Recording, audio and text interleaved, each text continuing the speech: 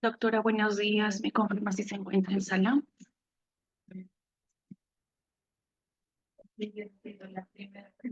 Buenos días, y aquí me encuentro.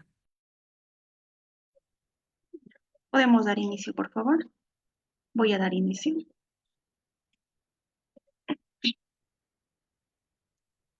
Muy buenos días, estimados participantes. Les saluda Diana, asesora académica del Centro de Capacitación Galeno CIF. Bienvenidos al curso de soporte vital avanzado en obstetricia ALSO. El ponente a cargo del curso es la doctora Gracie García Álvarez. Para una buena exposición, por favor, mantener micrófonos y cámaras apagadas, a menos que el ponente solicite su participación. Cualquier duda o consulta que tengan lo responderá al final de la presentación. Asimismo, para todos los participantes que desean adquirir el material, clase grabada y certificado, les dejo mi contacto en el chat. Esperando que el curso sea de su agrado, le doy el pase al ponente. Buenos días.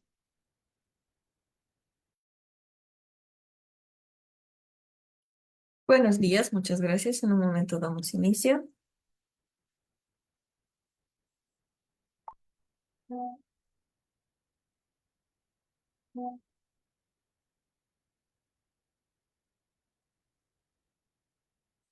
Muy bien, vamos a comenzar con la clase de hoy. Soporte vital avanzado y obstetricia, ¿no? El ALS, prácticamente. Bien, el contenido que vamos a desarrollar, lo que vamos a hablar es lo siguiente: el manejo de la hemorragia obstétrica, diagnóstico, prevención y control, el tratamiento de la sepsis obstétrica, reconocimiento temprano y manejo efectivo, la coordinación del equipo de salud durante la reanimación neonatal, consideraciones especiales durante la reanimación y el manejo post-resucitación, simulaciones clínicas y prácticas de soporte vital avanzado. Primero, entonces, repasamos el manejo de la hemorragia obstétrica, diagnóstico, intervención y control. Primero tenemos una breve introducción, ¿no?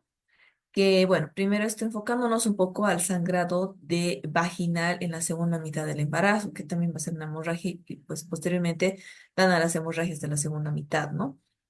Van a ser una de las principales causas de hospitalizaciones antes del parto y también de la morbilidad materna y de la intervención quirúrgica. Los resultados que van a ser perinatales pueden ir desde los nacimientos prematuros, obviamente, las muertes perinatales, que en aquellos embarazos, pues que normalmente no van a cursar el sangrado, no son, es un motivo de complicaciones en el producto también. El sangrado vaginal en el embarazo puede ser un signo de riesgo para la vida de la madre. Eh, el tratamiento más óptimo, pues va a ser, por ejemplo, en el sangrado de la segunda mitad de la gestación, del embarazo, se va a basar en realizar una identificación precisa y oportuna de ese sangrado, además de poder abordar a la paciente con todo el equipo de profesionales de manera que sea óptima y con bastante seguridad, ¿no? Además de la realización de la intervención oportuna de acuerdo a las especificaciones diagnósticas. Bien, entonces, por ejemplo, algunas causas de sangrado vaginal durante la segunda mitad, como una hemorragia severa y leve, lo catalogamos de la siguiente manera. Una hemorragia leve que puede dar alguna causa puede ser un pólipo cervical, que tal vez en un inicio un cáncer cervical, ectropion cervical, la cervicitis, o tal vez traumas leves, ¿no? Traumas leves vaginales. Una hemorragia severa puede estar dado por placenta previa, por un desprendimiento o abruptos o abruptus placentae que se lo denomina, la ruptura de basa previa y la ruptura de la cicatriz uterina, ¿no? Inclusive las rupturas uterinas como tal son las causas de hemorragia severa. Bien, entonces ya enfocándonos más un poco en la hemorragia obstétrica como tal, no hay una definición que va a ser universal de la hemorragia obstétrica, pero se establecen claramente algunos parámetros, ¿no?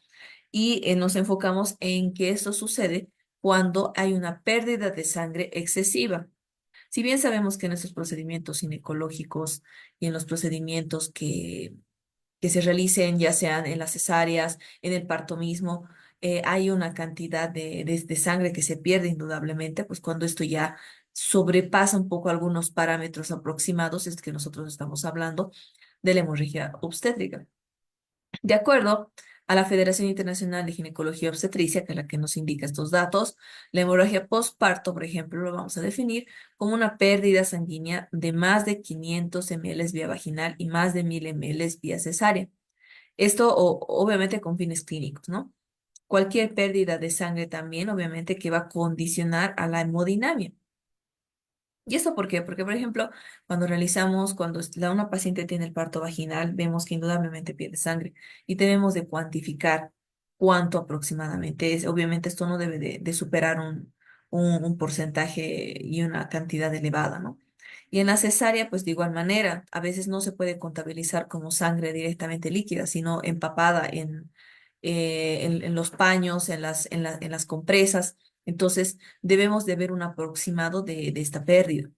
Además que cuando obviamente es indudable la pérdida sanguínea de la paciente, vamos a ver que la hemodinamia y los signos vitales de la paciente se van a tornar inestables, ¿no? Entonces ahí estamos hablando obviamente de una hemorragia obstétrica.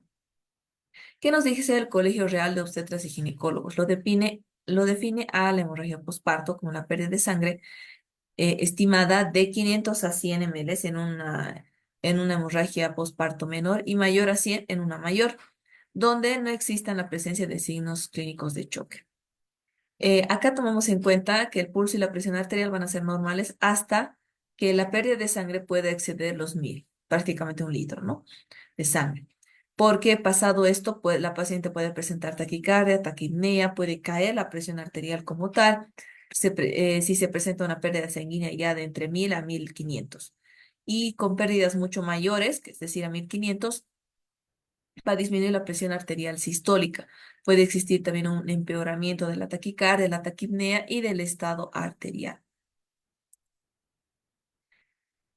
Cuando se va a presentar una pérdida de mayor al 40% del volumen total de sangre, es decir, un 2800 ml aproximadamente, ya estamos considerando que la paciente está grave, ¿no? Está en un estado grave o mortal, pues porque está perdiendo bastante sangre, está perdiendo mucho más del volumen que normalmente requiere para mantener los parámetros de hemodinamia normales. ¿Qué nos dice la OMS? La OMS va a definir a la hemorragia postparto como una pérdida de sangre entre 500 ml o más en el término de 24 horas postparto y una hemorragia postparto grave como pérdida de sangre mayor a 1000 o más dentro del mismo marco temporal. Entonces son los parámetros de aproximación de acuerdo a las diferentes escuelas que nos dice también la OMS para tomar en cuenta, ¿no? En cuanto a la epidemiología. Aproximadamente 24% de los partos vaginales se pueden complicar, ¿no? Con estas pérdidas sanguíneas que sean mayores a 500. Si son obviamente un porcentaje menor, una cantidad menor, es totalmente normal. Esto durante las primeras 24 horas, que sería la definición clásica. Sin embargo, hay un promedio de pérdida de sanguínea vaginal que es entre 500 ml y 1000 ml por la cesárea, ¿no?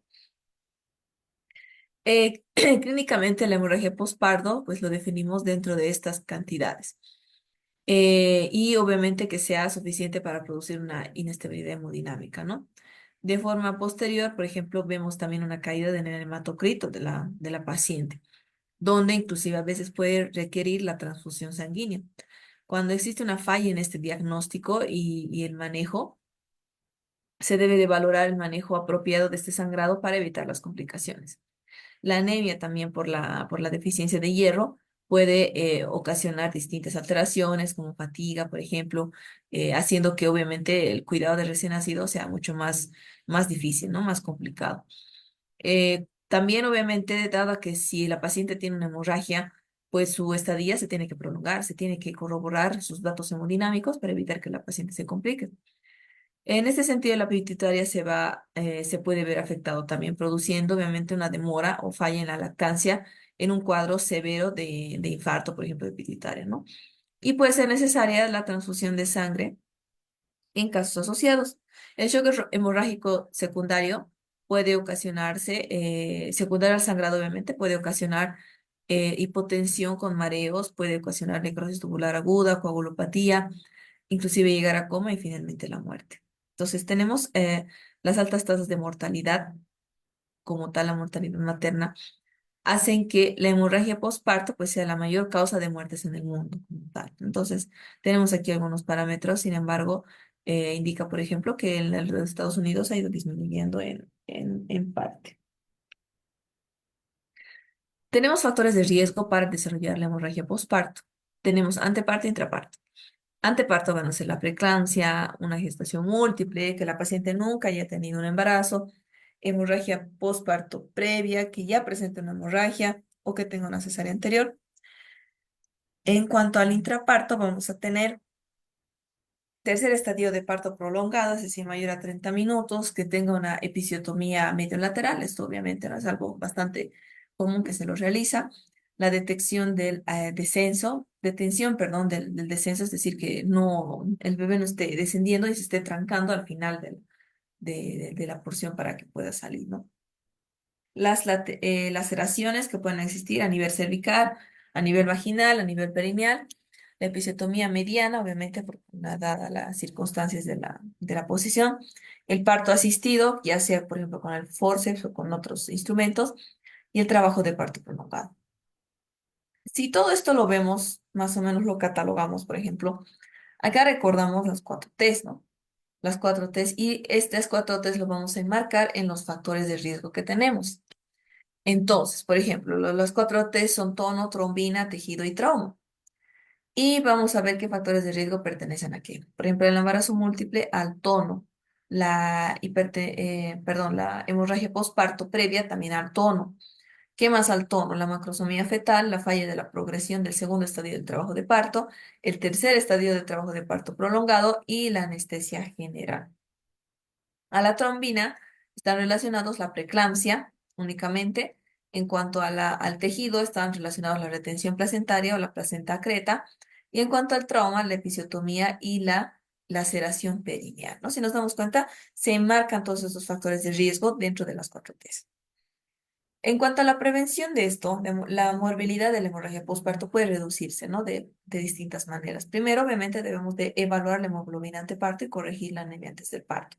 Por eso es necesario que cuando ingrese la paciente para tener un trabajo de parto o una cesárea programada, debe tener laboratorios de control actuales, porque mediante eso también nos vamos a basar, el anestesiólogo se va a basar, el médico se va a basar para ver en qué estado está entrando la paciente. Entonces, se debe evaluar todos esos parámetros. Realizando la episiotomía, o sea, se debe realizar la episiotomía solamente si existen trazados de frecuencia cardíaca fetal que son preocupantes, ¿no? O donde exista un perine que está demorando la salida del bebé.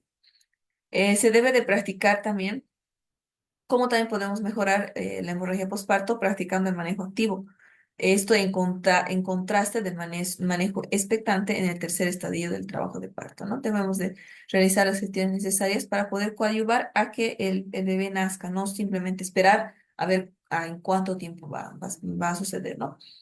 También lo podemos prevenir reevaluando los signos vitales de la paciente y el flujo vaginal también después de completar la hoja de trabajo de parto, ¿no? Sabemos que tenemos el partograma, que lo abrimos con 4 de dilatación y debemos de ir marcando distintos parámetros de la paciente, empezando de la frecuencia cardíaca fetal, viendo cómo está la dilatación, cómo está la cabecita del bebé, valorando también la solución que le hemos dado y los signos vitales de la madre, además de la orina, ¿no?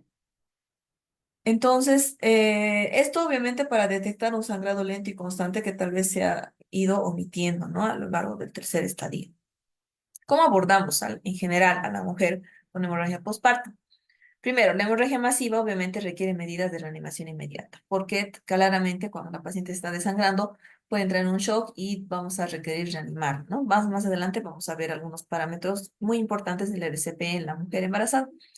Estas van a incluir, pues, que se asegure las vías aéreas, que exista la respiración y la circulación, y aquí nos vamos a basar en el ABC, donde también iniciamos dos vías endovenosas con grueso calibre, con solución salina y otros fluidos coloidales, ¿no? Es muy importante que en este caso, si ya estamos viendo que se puede complicar, em, la paciente tenga dos vías. Es muy importante eso, ¿no? Tiene que tener dos vías. También, obviamente, proporcionando el oxígeno, obteniendo también los datos de laboratorio de inmediatos, donde se ve el grupo sanguíneo, el factor RH, algunas pruebas cruzadas también que complementen la química sanguínea en general y los estudios de coagulación. También debemos considerar si es que la paciente va a requerir una transfusión sanguínea. Esto valorando obviamente el compromiso cardiovascular sin pérdida sanguínea y obviamente que ver si existe, digamos, la sospecha de hematomas ocultos, rotura uterina, si tal vez existe una inversión parcial del útero o anafilaxia o embolia a nivel del líquido pulmonar. Si observamos un sangrado rojo vivo después de la placenta, de haberlo retirado, obviamente se debe usar oxitocina junto con la atracción del cordón, ¿no? Porque estamos viendo que es un sangrado activo. Si esto no va a tener éxito, se va a requerir tal vez la extracción manual de la placenta y esto nos facilita, pues, porque como el útero está bastante grande, ya que recientemente no ha pasado muchos minutos de lo que ha salido el producto, pues nosotros podemos realizar, ¿no? La extracción manual de la placenta. La dificultad de localizar el plano entre la placenta y el útero puede deberse también, por ejemplo, al acretismo placentario, ¿no? Y a las variantes que tiene. Y esto puede requerir curetaje o intervención quirúrgica dependiendo de la situación. Bien. Ahora, en cuanto a la placenta y el alumbramiento, si esto no va a darse completo, y es decir, van a haber restos, se debe de remover, ¿no? Ya sea manual o mediante curetaje, como habíamos dicho. Después de esta remoción, el sangrado, pues rojo vivo usualmente se puede deber si es que si sigue a una atonía uterina.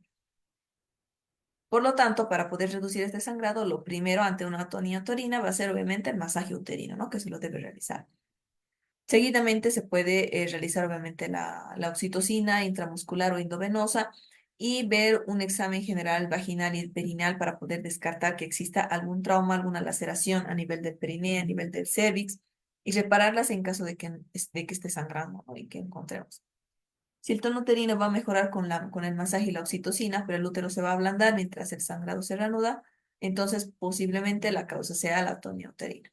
Se puede administrar también un segundo oxitóxico en caso de que no responda solamente con oxitocina, como ser, como ser la metilergonobina o el carboprost. Estos van a mejorar, obviamente, en la gran mayoría de los casos ya todo el sangrado excesivo. Si no vamos a encontrar laceraciones y el masaje uterino con los tóxicos no van a resolver el sangrado, podemos utilizar ese carboprost, que se lo vamos a insertar, o sea, se debería insertar un catéter, obviamente, endovenoso de grueso calibre para poder realizarlo, ¿no?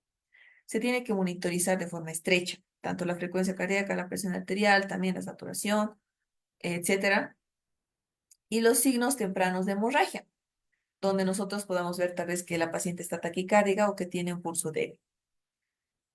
Además, se debe realizar un examen minucioso de la vagina y del cervix para poder descartar que existe algún surco vaginal sangrante. La observación de la sangre si está coagulando o no también nos va a ayudar a determinar si es que la paciente está cursando con alguna coagulopatía. Y se debe explorar el útero para poder descartar una retención de placenta, inversión o rotura uterina. Y aquí tenemos un poco algunos cuadros, ¿no? Algunos cuadros y algunos algoritmos. Por ejemplo, nos centramos en este, que es bastante completo. Acá habíamos dicho, obviamente, los cuatro test que hemos indicado.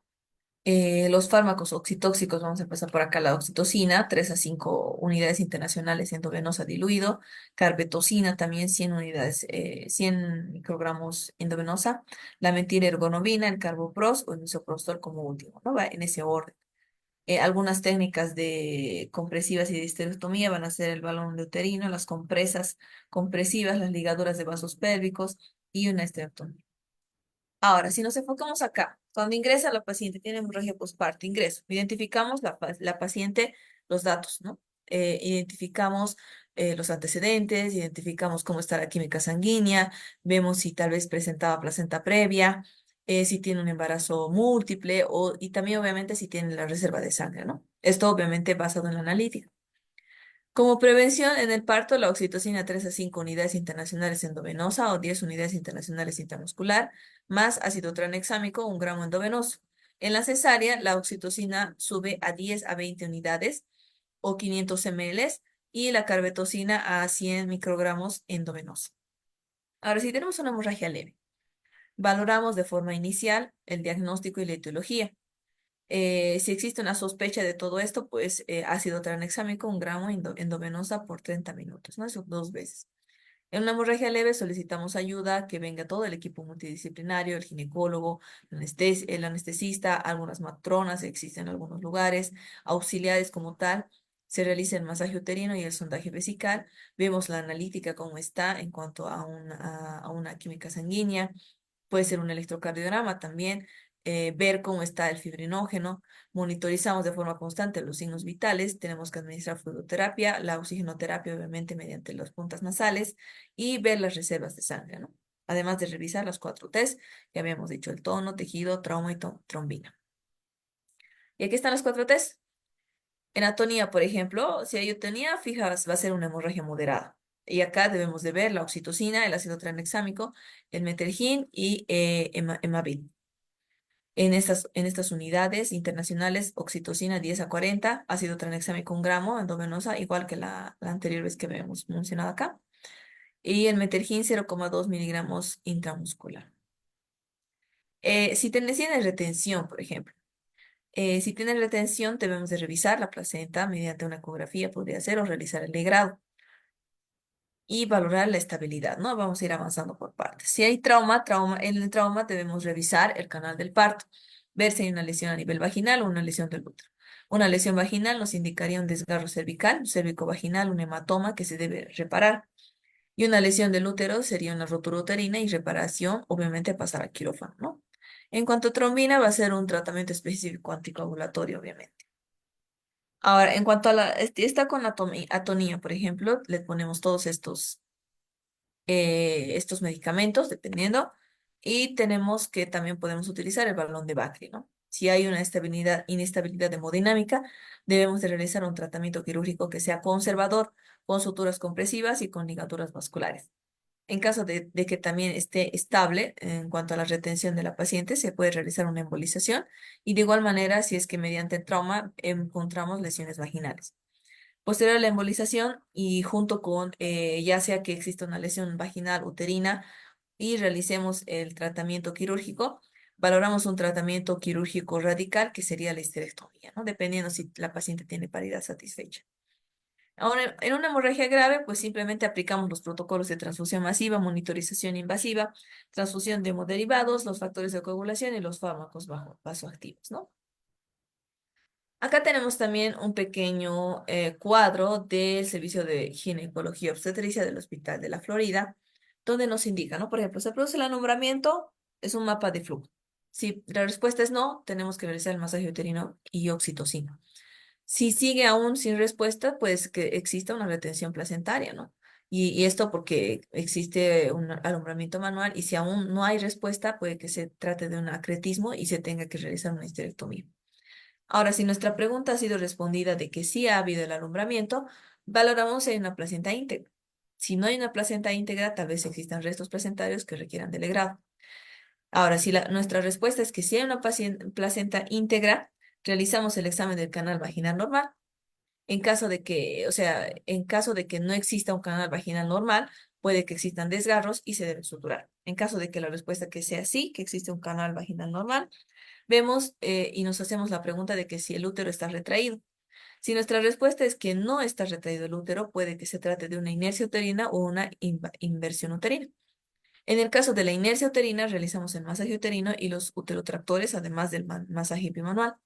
Si aún no tenemos respuesta, podemos inclusive realizar la sutura de Belinch, ligadura de las arterias y histerectomía.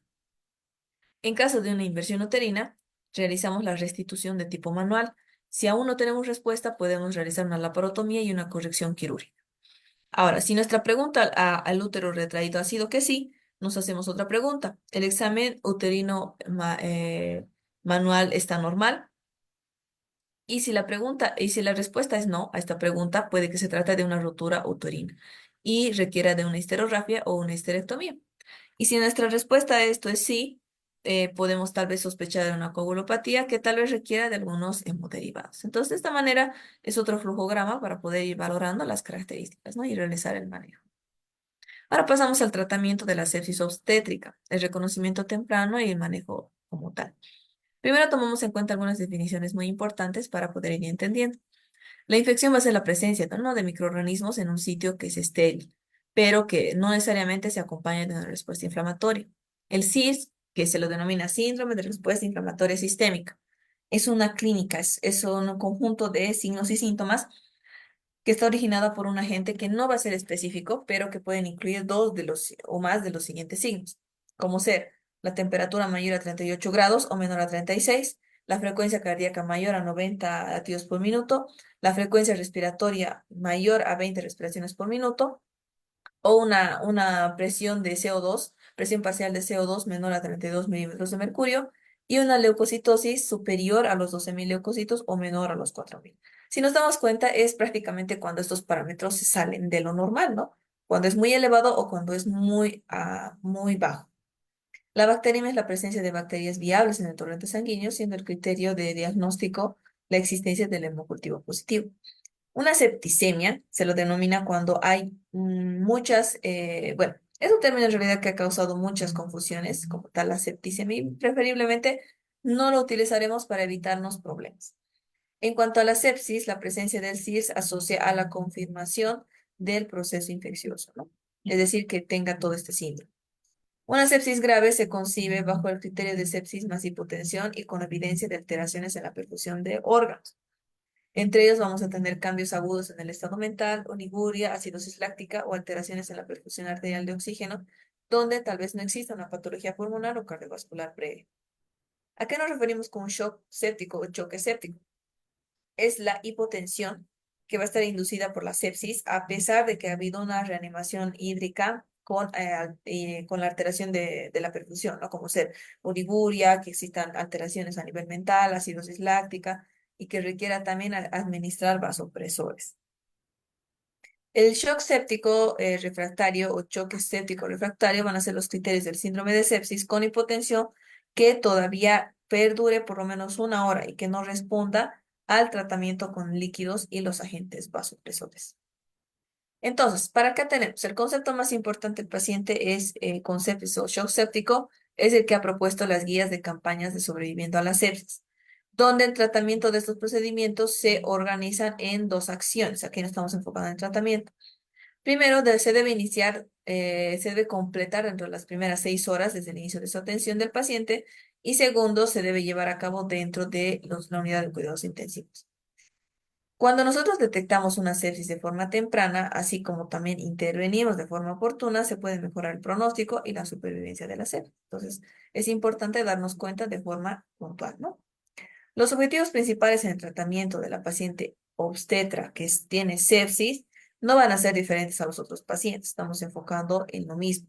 Reconocer de forma temprana este proceso infeccioso, poder realizar una reanimación hídrica adecuada, el tratamiento del soporte vital, tratar el foco infeccioso, vigilar la condición del feto. Obviamente esto se añadiría porque la mujer está embarazada. Y pues bueno, nos basamos en estos objetivos para poder realizar la intervención. En este caso también tomamos en cuenta las guías señaladas de estas campañas sobreviviendo a la sepsis y las guías del Colegio Real de Obstetras y Ginecólogos, ¿no? Específicamente todos en las pacientes embarazadas, la piedra angular va a ser ¿cuál? El tratamiento de la sepsis que va encaminada a una reanimación materna, donde se debe de efectuar de manera adecuada para evitar algo muy importante, que es el sufrimiento fetal y obviamente que se mantenga el bienestar del feto. Esto porque si la paciente está pasando por un mal momento, es decir, está hemodinámicamente inestable, está pasando por todo un proceso, inmediatamente eso le va a llegar al bebé. Entonces ya no estamos tratando solamente con una vida, sino con dos que tienen una interdependencia a la vez. Y por eso es de que vemos algunos cuadros.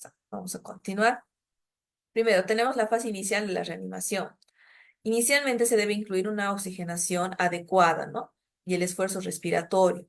El oxígeno suplementario se debe, obviamente, proporcionar de acuerdo a la oximetría que se está dando y poder determinar que esté dentro de los parámetros. El acceso intravenoso se debe implementar como una posible para tener una vía adecuada, ¿no? De los líquidos y de los antibióticos. Además, recabamos los cultivos para ver las fuentes probables de la infección, siendo el hemocultivo normalmente el que es de mayor prioridad.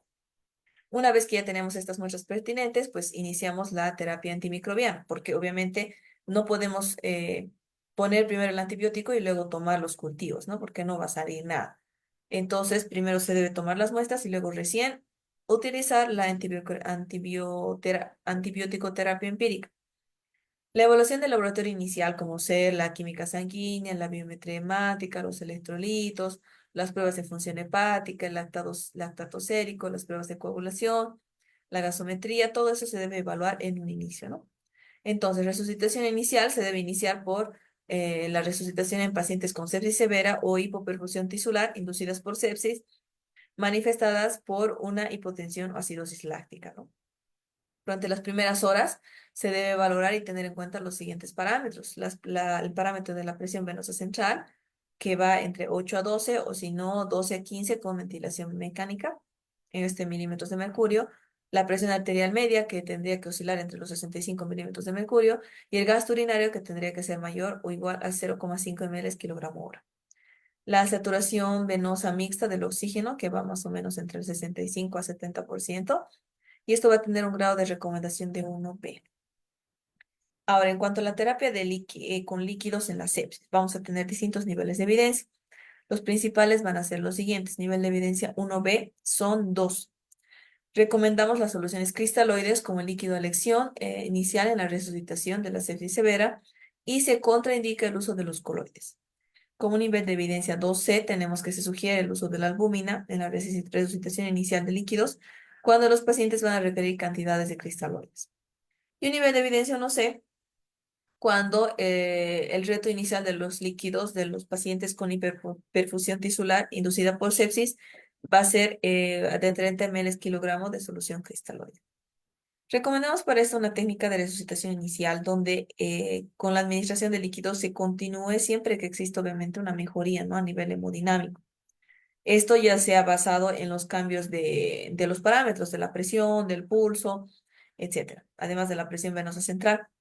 Cuando la reanimación con líquidos va a fallar y la paciente va a persistir con la hipotensión, es decir, que tenga el menor del parámetro que hemos dicho, iniciamos con los vasopresores porque nuestro objetivo con esto es poder restaurar la perfusión tisular efectiva y normalizar el metabolismo celular. Las evidencias objetivas de la mejoría de la perfusión tisular van a incluir el aumento de la uresis, mejorar también el llenado capilar, que la paciente ya puede estar más estable a nivel mental y también el estado fetal es muy importante. En cuanto a los vasopresores, vamos a ver los niveles de evidencia de igual manera. Ahí tenemos el nivel de evidencia 1C es que se recomienda terapia de vasopresores hasta alcanzar la presión arterial media de mayor a 65 milímetros de mercurio. Esto cuando ha fallado, obviamente, la terapia de reanimación con los cristaloides. Con un grado de recomendación 1B tenemos que la noradrenalina como vasopresor de primera elección. La vasopresina a dosis bajas no se va a recomendar como un único vasopresor en este tipo de tratamientos y se debe utilizar otros agentes. En un grado de recomendación 2C tenemos que se sugiere la dopamina como agente vasopresor alternativo a la noradrenalina, pero solo en pacientes seleccionados, como por ejemplo los pacientes que tengan bajo riesgo de taquiarritmias o que tengan una bradicardia absoluta relativa. Con un grado de recomendación 1A tenemos que se recomiendan las dosis bajas de dopamina que no se utilicen para protección renal. La noradrenalina pues va a ser un agente vasopresor de primera línea porque va a aumentar la presión arterial media que se va a obtener con la vasopresina y esto va a ser por la vasoconstricción de los receptores alfa 1 que pueden reducir el sangrado uterino sanguíneo, ¿no? La noradrenalina también va a producir una disminución de los niveles de lactato y se va a asociar a que aumente y de manera que se mejore la uresis horaria. También en contraste, pero la dopamina se va a usar como tratamiento de primera línea durante cuando la paciente la estamos ventilando, cuando a la paciente la estamos sedando y eso se va a asociar, pero a una mayor cantidad de arritmias. Cuando tenemos una paciente con hipotensión refractaria a reanimación con líquidos sin noradrenalina, lo mejor es la vasopresina para mejorar la función arterial, perdón, la presión arterial media y la función renal. Para el control de las fuentes de infección, recomendamos el diagnóstico anatómico específico para controlar la infección, ¿no? Además de la intervención de la fuente de la infección dentro de las 12 primeras horas. También se recomienda la vía quirúrgica percutánea para el drenaje en caso de que así se lo requiera.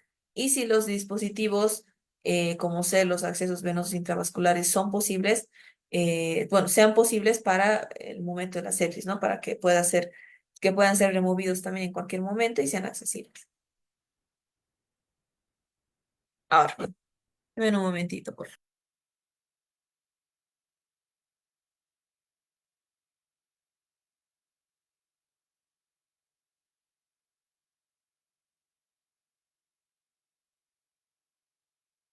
Bien, ahora pasamos a la fase de mantenimiento. Una vez que tenemos ya la fase de reanimación inicial y lo hemos completado, iniciamos la fase de mantenimiento, donde acá las estrategias para el mantenimiento van a ser controlar la glucemia, elevar también el uso bueno, evaluar el uso de los corticoides, de los corticosteroides, ver si la paciente va a requerir la transfusión de paquete globular, reevaluar el estado de los cultivos y el estado clínico para ver si se debe reducir la terapia con los antibióticos, realizar la profilaxis tromboembólica, ajustar también los parámetros ventilatorios de los pacientes intubados para que no exista una lesión pulmonar y evaluar de forma integral el estado nutricional. Entonces, primero vemos la terapia con insulina.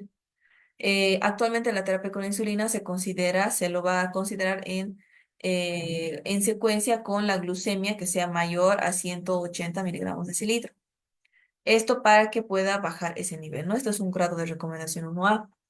Inicialmente los pacientes deben someterse a una evaluación de glucemia cada 4 horas. Esto es un grado de recomendación 1C. Y cuando hablamos del uso de los esteroides en sepsis como un grado de recomendación 2C, tenemos que en la práctica clínica el uso de estos corticosteroides se evalúa de acuerdo a la paciente y si requieren vasopresores para poder, a pesar del reemplazo de los líquidos intravasculares. Se recomendaría la hidrocortisona en dosis fisiológica, 200 miligramos día, durante 7 días en una perfusión que sea continua. En cuanto a la transfusión del paquete globular, se recomienda la transfusión de glóbulos rojos únicamente cuando se realice la concentración de hemoglobina sea menos a 7 gramos de cilitro. Esto para mantener obviamente los valores de hemoglobina entre 7 a 9 gramos de cilitro, que serían los valores normales. Además, se recomienda la transfusión del paquete globular para mantener el hematocrito mayor a 30%, ¿no? Y si la saturación venosa central es menor al 70%. El plasma fresco congelado no debe ser usado para las coagulopatías, en la ausencia de sangrado o para planear algunos procedimientos invasivos. Y en cuanto a las pacientes que tienen una sepsis severa, se recomienda el uso de las plaquetas de manera profiláctica cuando se tiene, les recuento, menor de 10.000 por milímetro de mercurio. Entonces se sugiere también administrar de forma profiláctica y cuando las pacientes van a tener mayores a 50.000 por milímetro cúbico, se recomienda el plasma fresco congelado si es que nosotros estamos planeando realizar un procedimiento quirúrgico o un procedimiento invasivo, ¿no? Esto a modo de profilaxis. En cuanto a la ventilación mecánica, en sepsis, con un grado de recomendación 1A tenemos que se emplea el volumen corriente de 4 a 6 ml kilogramo de peso, predicho en estos pacientes que tienen los grados de sepsis.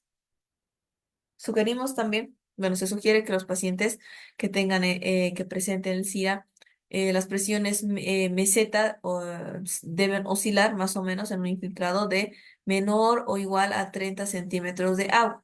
Esta es una recomendación 1B. En cuanto a otra recomendación de 1B, tenemos que se recomienda la presión positiva al final de la expiración. Esto para evitar, obviamente, el colapso alveolar al final de la expiración.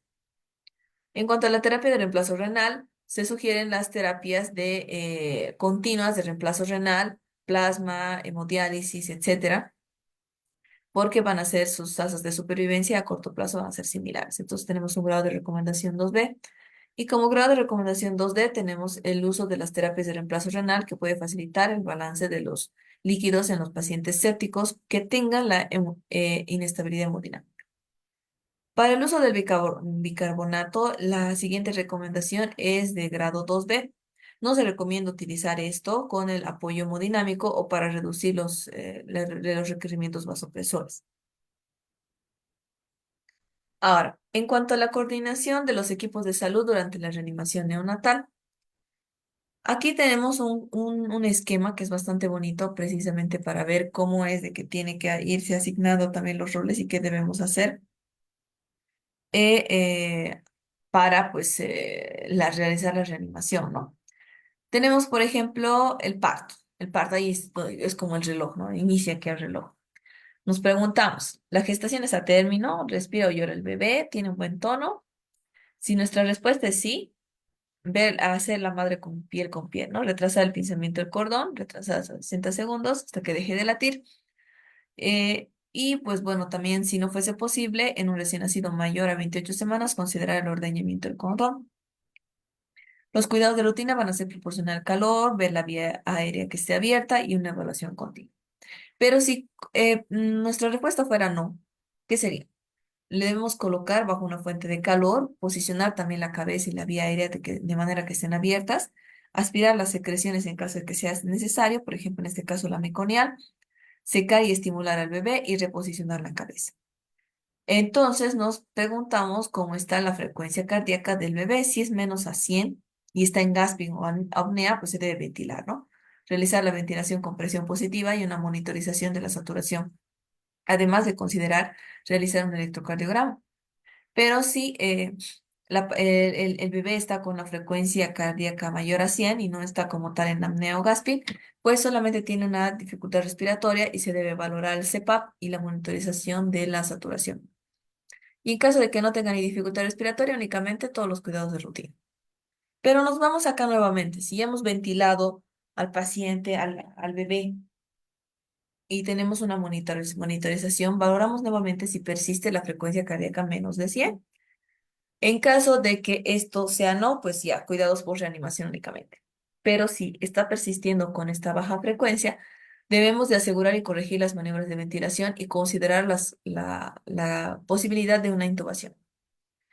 Luego valoramos nuevamente y si ya tiene una frecuencia cardíaca de menos de 60, pues debemos realizar compresiones torácicas, donde los pulgares deben estar uno al lado del otro en el recién nacido o encima también del recién nacido y sobre un tercio inferior del esternón por debajo de la línea intermamilar. Y el resto de los dedos abrazando el tórax, ¿no? 2 a 3 dedos que sean perpendicular al esternón y comprimir un tercio del diámetro anteroposterior del tórax. Esto porque es distinto, ¿no? Realizar el RCP en los niños, en los recién nacidos especialmente, por la anatomía pequeña que tienen ellos. Entonces, si tenemos eso, entonces realizamos las compresiones y consideramos también aumentar la FiO2 según la osimetría que nos está proporcionando los valores.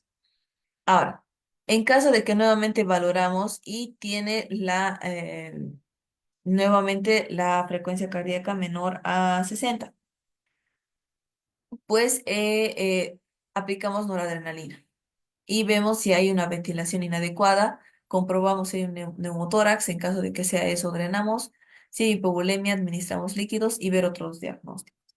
En cuanto a la cantidad, la adrenalina intravenosa vía umbilical de elección en dosis de 0,01 a 0,03 miligramos kilogramo, vía endotraqueal, la dosis de 0,03 hasta 0,1 miligramo kilogramo. Y en cuanto al volumen de sangre que también debemos de valorar, el poder brindar es 10 ml kilogramos y a pasar esto en 5 a 10 minutos, ¿no? Viendo también la respuesta intravenosa. Acá tenemos otro cuadro que es bastante bonito, nos indica prácticamente lo mismo. Si nos damos cuenta, las guías se actualizan y están basados en lo mismo, ¿no? Acá, por ejemplo, adicionamos un poco que modificamos la pulsioximetría, ¿no? Ver en un tiempo de 3 minutos si la saturación está entre 70 y 80% y ya posteriormente vemos que a medida que pasa más tiempo, la saturación debería mejorar. En los recién nacidos prematuros tardíos puede tardarse también en ver los términos de valoración respiratoria, ¿no? Y además el tono muscular. Entonces, esto debemos de tomar en cuenta si el niño es prematuro. Ahora vemos un pequeño video que nos va a ver de forma más práctica también precisamente esta parte de la reanimación neonatal.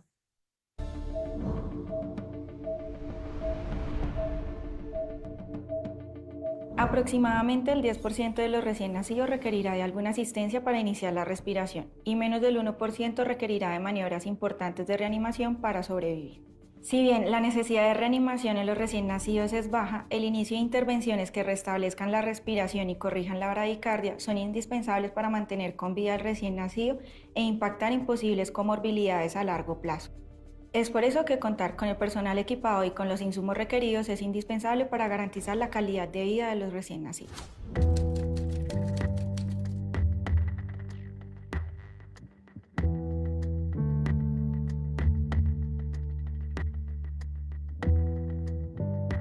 Doctor, ¿qué edad gestacional tiene el bebé? ¿Cuáles son los factores de riesgo? ¿Cómo está el líquido amniótico? ¿Y cuál es el plan del cordón umbilical?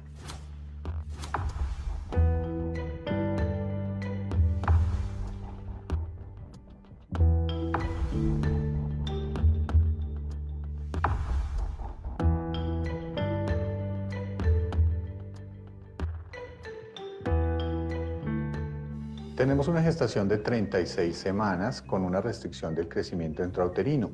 El líquido amniótico es claro. El plan del manejo del cordón umbilical se realizará de acuerdo a las condiciones del recién nacido al momento del nacimiento.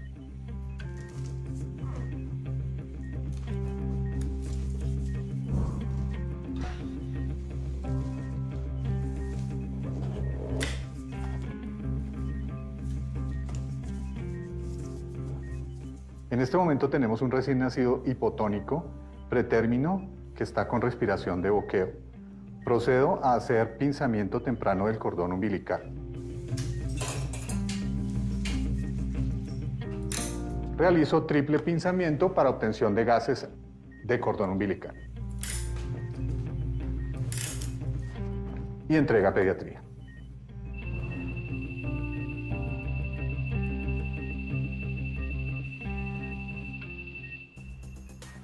Inicio secado cefalocaudal, despejo vía aérea, hago hiperextensión del cuello. Jessica, por favor, contiene frecuencia cardíaca y cómo está la respiración del bebé.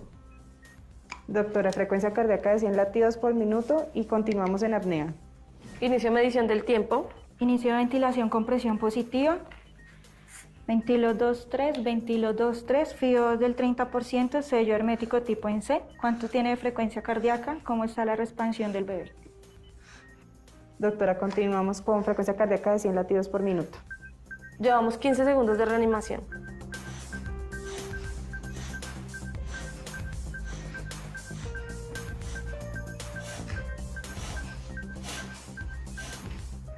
Jessica, ¿cuánto tiene de frecuencia cardíaca y cómo está la expansión del bebé?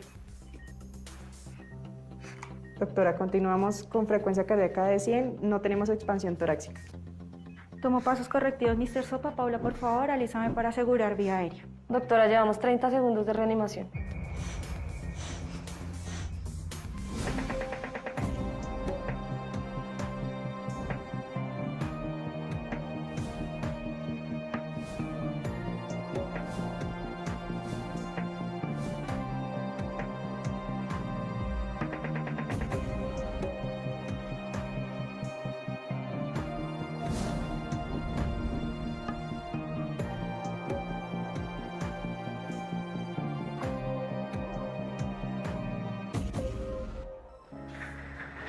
Paula, ¿me regalas por favor sonda para paso orogástrico?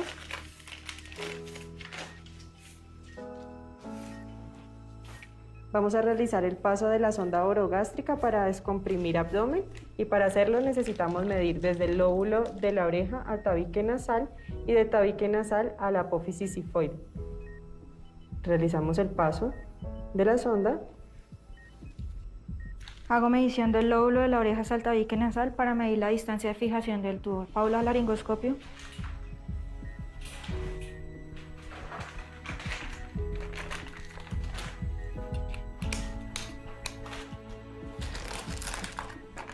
Hago laringoscopia directa, visualizo glotis, tubo número 3-5.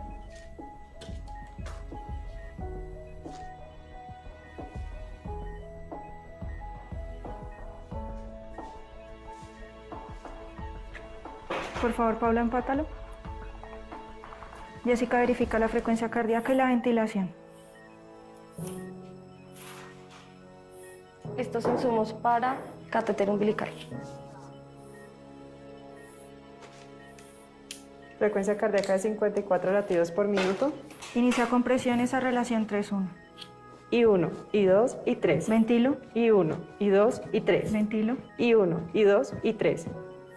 Paula, continúa con las compresiones para paso de catéter. Y 1, y 2, y 3. Ventilo. Y 1, y 2, y 3. Ventilo. Y 1, y 2, y 3. Ventilo. Y 1, y 2, y 3. Ventilo. Y 1, y 2, y 3. Ventilo. Y 1, y 2, y 3. Ventilo. Y 1, y 2, y 3. Ventilo. Y 1, y 2, y 3. Ventilo. Y 1, y 2, y 3. Realizo paso de catéter umbilical venoso. Se introduce hasta que haya retorno de sangre. Por favor, prepara una dilución de adrenalina de 1 en 10.000. Y vamos a administrar 0.2 ml. Tomamos una jeringa de 9 centímetros de solución salina y agregamos una ampolla de adrenalina. Posteriormente vamos a tomar una jeringa de insulina con la cual vamos a extraer la orden indicada por el médico. Esta jeringa de insulina va conectada a una llave de 3 vías. Para lavar se requiere de una jeringa que contenga 3 centímetros de solución salina conectados también a la llave de 3 vías. Administrada adrenalina. Jessica, por favor, verifica la frecuencia cardíaca.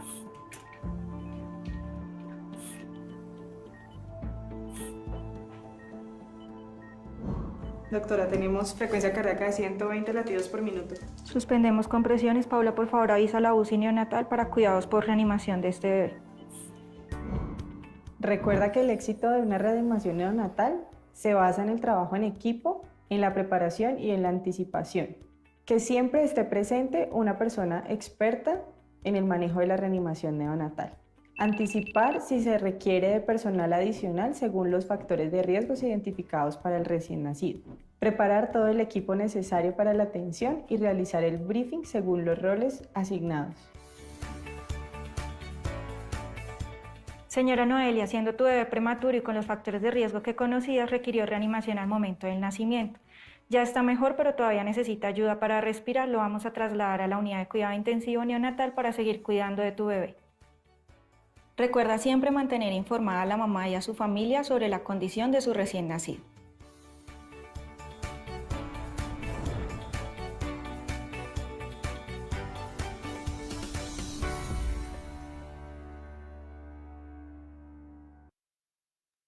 Muy bien, después de ver este video ha sido muy bonito, muy explicativo de que nos proporciona la Secretaría de Salud de Bogotá acerca de la reanimación, ¿no? Donde estamos viendo de forma práctica cómo debemos actuar, la reevaluación constante que debe de haber y cómo debemos de tener las consideraciones, ¿no? Bien, ahora vamos a pasar a repasar las consideraciones especiales durante la reanimación y el manejo post-resucitación. Acá pues nos enfocamos en la madre, ¿no? El manejo del paro cardiorrespiratorio en la gestante, pues debemos de buscar ayuda especializada, ¿no? La obstetra, el anestesista, el neonatólogo, la enfermera, documentar el inicio de la ola del paro cardíaco y también desplazar manualmente el útero a la izquierda. También mantener una inclinación lateral izquierda, si es posible, con un ángulo entre 15 a 30 grados, posicionando para que permita las compresiones torácicas y la extracción fetal por cesárea. Cuando iniciamos la RCP básica, es una secuencia de 32, que sean 100 compresiones por minuto, deprimiendo el tórax unos 5 a 6 centímetros, no retrasar más de 10 segundos las compresiones para realizar la ventilación. En pacientes que ya tengan segundo o tercer trimestre de embarazo, las manos lo colocamos a 2 a 3 centímetros por encima del esternón, superior a la posición habitual, ¿no? Un poquito más arriba. En caso de que exista un personal no entrenado, pues existen barreras de protección individual para realizar la ventilación. Si el RCP durante 4 minutos fracasa, sería la cesárea post-morte, donde en caso de que sea menor a 20 semanas, no hacer cesárea, entre 20 a 23 semanas, cesárea de urgencia por interés materno, y en caso de que sea mayor a 24 a 25 semanas, cesárea de urgencia por interés materno y fetal, donde aquí realicemos pues ambas, ¿no? Tanto la resucitación materna como fetal. Entre las 20 y 23 semanas se realiza la resucitación materna, porque el feto habitualmente ya no va a ser viable. La histerectomía de la reanimación debe realizarse a los 4 minutos después de la parada del paro cardíaco y el objetivo va a ser pues realizar el procedimiento dentro de los 5 minutos posteriores para minimizar la hipoxia y los resultados neurológicos del feto. Del producto, nada más.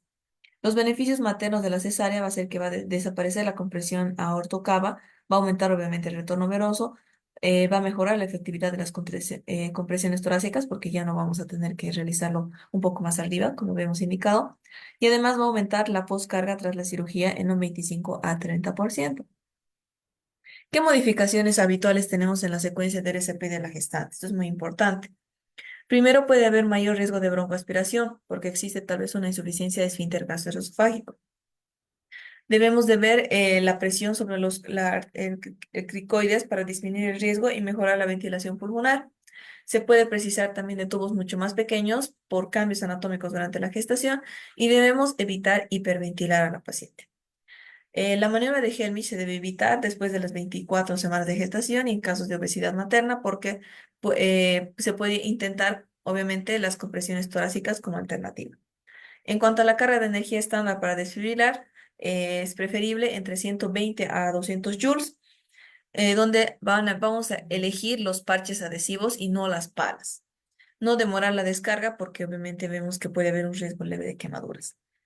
Cuando identificamos y tratamos la etiología, las causas comunes pueden ser, por ejemplo, las 5H o las 5Ts.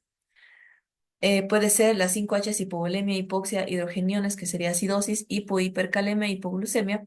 Las 5Ts, que van a ser las toxinas relacionadas a la sepsis, la tromboembolia pulmonar, el taponamiento cardíaco con neumotoras y los traumatismos. Las causas relacionadas con la gestación serían las hemorragias de causa obstétrica, que pueden ser por un embarazo ectópico, por un desprendimiento de la placenta, por placenta previa, por rotura uterina o por una cirugía. La enfermedad cardiovascular está relacionada con una enfermedad cardíaca o valvular que sea previamente a la gestación, una miocardiopatía periparto, es decir, alrededor del parto, un infarto agudo de miocardio, un aneurisma o que exista disección de la aorta, además de síndromes coronarios con elevación del ST, una angioplastía coronaria, también transiluminal percutánea. Trastornos que puedan haber del embarazo, hipertensivos, lo que sabemos, la preeclampsia, eclampsia o síndrome de Gel, o que la administración de sulfato de magnesio. En cuanto al tromboembolismo pulmonar, que tengan riesgo fibrinolíticos, se puede administrar fibrinolíticos. En cuanto a la embolia de líquido amniótico, el paso del líquido amniótico a la circulación pulmonar, donde existe una obstrucción mecánica de los capilares. También vemos la parte clínica, el fallo cardiovascular, la insuficiencia respiratoria y coagulopatía, que se asocia también a una encefalopatía con convulsiones, donde evidenciamos los déficits neurológicos y en las formas graves una mortalidad entre el 60 y el 85%. Factores de riesgo de la paciente que necesite RCP van a ser que la paciente tenga mayor de 35 años, anomalías placentarias, que se realice una inducción médica del parto, el parto por cesárea o instrumentado, amniocentesis, trauma abdominal, la eclampsia y gestación prolongada, además de feto varón. En cuanto al tratamiento de soporte, ver las plaquetas, porque tenemos que tener un objetivo mayor a 50.000 por milímetro cúbico. Mantener también los valores en rango, el fibrinógeno mayor a 200 miligramos de cilitro. Ver cómo están los concentrados de los glóbulos rojos, en caso de la hemorragia, y una contraindicación relativa a la administración de los cristaloides. Los cuidados por reanimación cardiopulmonar debemos de ver las cifras objetivos de la constancia, ¿no? La temperatura debe oscilar entre los 32 y 36 grados centígrados, la saturación entre el 94 y 98%, la presión parcial del CO2 entre 40 y 45 milímetros de mercurio y la glucemia entre 140 y 180 milímetros por decilitro. Y acá vemos ahora, a modo de complementar de forma corta, algunos datos importantes acerca del paro cardíaco en el embarazo, dado por el doctor Eder Samarrón, de urgencias de medicina y ecografía crítica, ¿no? Algunos parámetros donde se explica sobre todo la parte de los algoritmos que debemos de utilizar. Vamos a ver. Paro cardíaco en embarazo. El algoritmo de reanimación cardiopulmonar en este grupo de pacientes es similar al de la población no obstétrica. En una escena segura, evaluaremos a nuestra víctima. Si ésta no responde con un estímulo táctil y verbal enérgico, por ejemplo, señora, ¿se encuentra usted bien? Entonces, de forma inmediata, activaremos el código oro. El código oro incluirá a un quirúrgico que tendrá una participación muy importante en esta situación crítica. Verificamos que nuestro paciente no tenga pulso y no respire, boquee, jadee o respire normalmente para diagnosticar entonces el paro cardíaco o paro cardiorrespiratorio. Se inicia la reanimación cardiopulmonar alternando 30 compresiones por 2 ventilaciones y en el caso que se tenga un dispositivo avanzado de la vía aérea son compresiones continuas y de forma independiente ventilaciones una cada 6 segundos. Se espera la llegada del desfibrilador, la cual va a tener un papel muy importante y se corroborará si el ritmo es desfibrilable o no lo es. Si es desfibrilable, hay que desfibrilar precozmente y repetir esta evaluación para una posible desfibrilación cada 2 minutos. Durante esos 2 minutos se realiza el abordaje habitual del RCP, incluyendo los fármacos cuando se requieran, en el caso que sean ritmos no desfibrilables de forma inmediata a la adrenalina, y cuando sean ritmos desfibrilables la adrenalina después de la segunda desfibrilación y la amiodarona o lidocaína, que son los antiarrítmicos, después de la tercera desfibrilación. Se debe estar comprimiendo fuerte y rápido a una velocidad de 120 por minuto con una profundidad entre 5 a 6 centímetros, con la dificultad que implica la situación anatómica por el útero gestante que tiene esta población, y pueden ser un poco más arriba del esternón lo que son las compresiones, con el objetivo de la compresión de calidad, evitando interrupciones por más de 10 segundos. A la par, se debe de estar realizando también la maniobra de lateralización uterina entre 15 a 30 grados hacia la izquierda para evitar la compresión aortocava y que de esta forma tengamos más posibilidades de retorno a la circulación espontánea. Se puede realizar de forma bimanual, de forma unimanual o por posición, como en este caso, o inclusive hay camillas especiales para la lateralización de entre 15 a 30 grados. Es importante destacar la cesárea perimortem a los 4 minutos, aunque alguna bibliografía puede marcar a los 5 minutos, pero esto es para aumentar las posibilidades de retorno a la circulación espontánea materna, lo cual se debe llevar a cabo después de las 20 semanas de gestación, independientemente de la viabilidad del feto. Obviamente también se beneficiarán aquellos que tengan compatibilidad acorde a la UCIN o acorde a sus características propias de este feto. Es muy importante que se realice por un personal entrenado, en este caso puede ser un ginecobstetra, un cirujano o inclusive algún urgenciólogo que pueda estar entrenado para esta situación.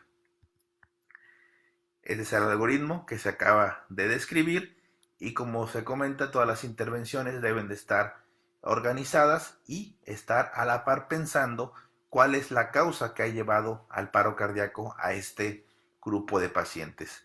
Anestesia, complicaciones, accidentes, trauma, sangrado, alguna situación cardíaca, por ejemplo, alguna alteración valvular que se agudizan durante el embarazo, drogas o tóxicos, embolismo pulmonar o de líquido amniótico, la propia fiebre en este grupo de pacientes es una causa de paro, algunas generales incluyendo hipoxia y alteraciones electrolíticas y la hipertensión arterial. Todo en manejo conjunto, todo como un equipo multidisciplinario para tratar de obtener el mejor pronóstico en este grupo de pacientes. Esto es paro cardíaco en embarazo.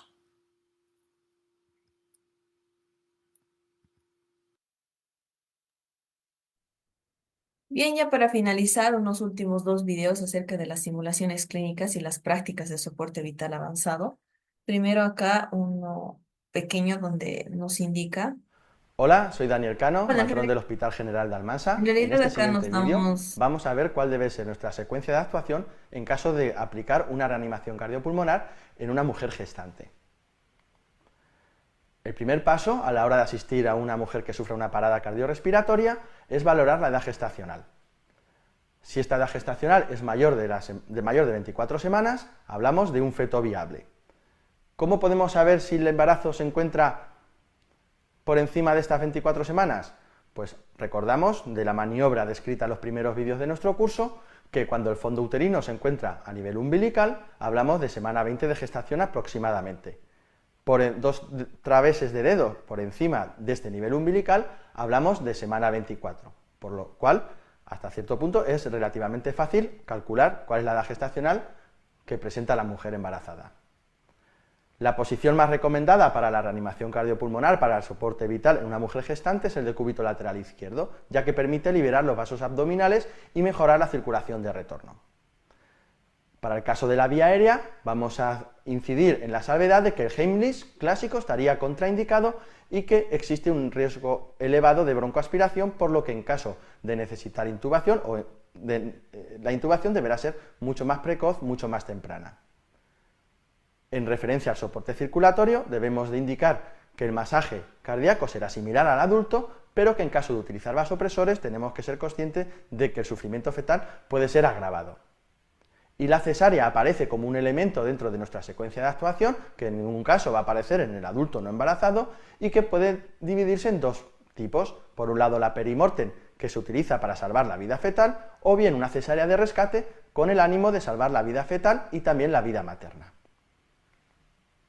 Si vemos esta secuencia de actuación, corresponde con los factores clave de reanimación cardiopulmonar que vimos en el primer vídeo. Detallando más cada uno de los puntos de la secuencia de actuación en el soporte vital, vamos a hablar de la edad gestacional. Ya vimos en el anterior vídeo que si esta es mayor de 24 semanas, hablamos de un feto viable. Y también vimos cómo calcular, palpando el fondo uterino, si nos encontramos por encima o por debajo de esta edad gestacional.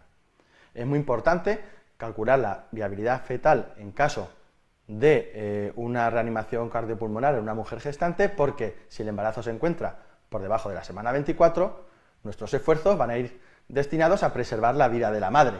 Pero si el embarazo es superior a esta semana 24, siempre nuestro esfuerzo va a ir destinado a salvar tanto la vida de la madre como la del feto. Es decir, consideraremos la parada cardiorrespiratoria como un doble paro cardíaco.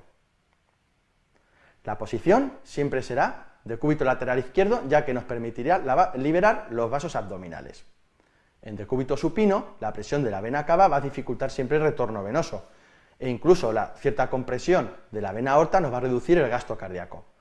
Con un simple decúbito lateral izquierdo o un desplazamiento manual del útero desde el lado derecho, vamos a descomprimir, vamos a liberar estos vasos abdominales, por lo que vamos a mejorar la tensión arterial, vamos a obtener un gasto cardíaco mejor, mejoraremos el volumen sistólico, mejoraremos por tanto la saturación o la oxigenación fetal y también mejoraremos la frecuencia cardíaca fetal. El siguiente punto en la secuencia de actuación será controlar la vía aérea. Ya dijimos que la maniobra clásica de Heimlich está contraindicada y en caso de necesitar una desobstrucción de la vía aérea aplicaremos compresiones en el tercio inferior del esternón. Recordamos también que durante el embarazo existe un elevado riesgo de broncoaspiración, por lo que la mujer gestante que sufra una parada cardiorrespiratoria tendrá que ser intubada de manera mucho más precoz que si no lo estaba. El tubo que necesitaremos para la intubación endotraqueal siempre será 0,5 o 1 milímetro inferior al habitual que esté indicado en ese tipo de mujer por edad y por peso. ¿Por qué? Porque durante la gestación las mucosas están edematizadas y la intubación se hace, por tanto, mucho más difícil.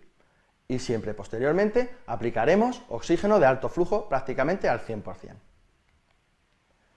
En cuanto al soporte circulatorio, reseñar que el masaje cardíaco será similar que en el adulto no gestante, que el uso de vasopresores pueden agravar el sufrimiento fetal, y no debemos de obviar el hecho de que en el mundo fallece aproximadamente una mujer por una hemorragia obstétrica cada 7 minutos.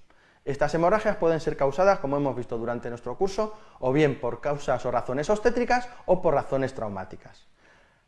El tratamiento de estas hemorragias siempre será en el centro sanitario de referencia, pero es muy importante que en origen apliquemos un soporte y un control idóneos y rápidos.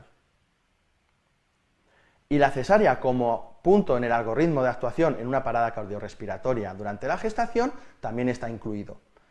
Puede ser perimortem o puede ser de rescate, según nuestro esfuerzo esté dedicado a salvar al feto o a salvar a la madre y al feto. Y que en el siguiente vídeo desarrollaremos con más detenimiento. Muchas gracias.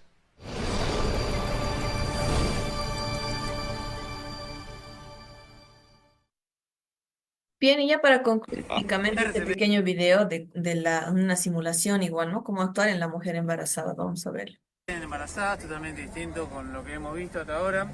Lo que vamos a hacer es lo siguiente: seguridad en la escena. La estimulamos. Señora, no responde, la señora no responde, ¿qué hago? Indico, llama al 107. Llama al 107, le fijo, no levanta el tórax, no expande, está en paro. En la línea intermamilar y comienza a hacer RCP. Le digo a la operadora, pone sus palmas de la mano, apoya, comienza. Acá hay una cuestión, lo que tenemos que hacer el otro operador es, en la panza, en el vientre, inclinar hacia el lado izquierdo. ¿Para qué? Para que circule, porque si no está obstruida en esta misma posición, como se encuentra la mamá, no puede estar obstruida lo que es la arteria y la vena, la cava y la arteria aorta. Las mamis gestación avanzada en esta posición no pueden descansar y siempre se ponen de costado. Ponerse de costado es que cuando la bebé se lateraliza y se libera las arterias y las venas, y ahí puede descansar y respirar bien. Eso es lo que nosotros estamos haciendo. En caso de que podamos, si no, lo que voy a hacer como operador es ponerla de costado y que la operadora esté haciendo 5 presiones por minuto. Esta también está avalada esta técnica en embarazada. Siempre se tiene que llevar. Un politraumatizador de embarazada también se lleva de costado, en esta posición, siempre. Se lateraliza, se la pone en la tabla y se la inclina. Abajo le ponemos chaquetones, lo que sea, cosa que es lateralizada. ¿Para qué? Para que despeje las arterias y las venas, la arteria aorta y la vena cava. El feto se desplaza y no hace compresión. Entonces la situación es totalmente distinta. ¿Cuándo dejo hacer el RCP? Cuando llega al hospital se hace un monitoreo fetal, porque por ahí la mamá no me responde, pero el bebé sí me responde. Entonces hay que hacer una sesión de emergencia, cortar, sacar al bebé, cortar el cordón. Una vez que se corta el cordón, se termina el masaje en ese momento. Mientras tanto se sigue el masaje hasta llegar al hospital. Así que bueno, esto es embarazada. Muchas gracias.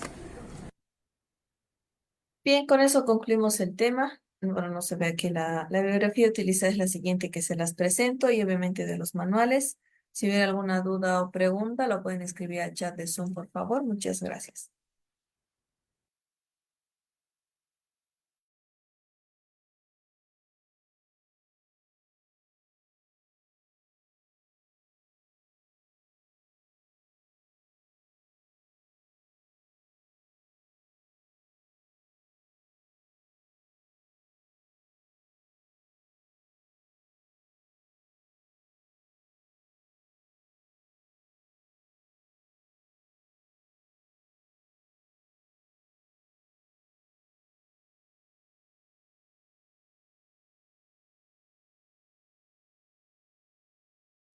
Bien, ya para finalizar únicamente recordarles que pueden adquirir la clase grabada, las diapositivas, el material de estudio, los videos, cuando se contacte con la consultora, los asesores que están en los grupos determinados y de igual manera si es que requieren la certificación de la clase de hoy. Bien, bueno, me despido entonces, que tengan muy buenas tardes y muchas gracias por su atención.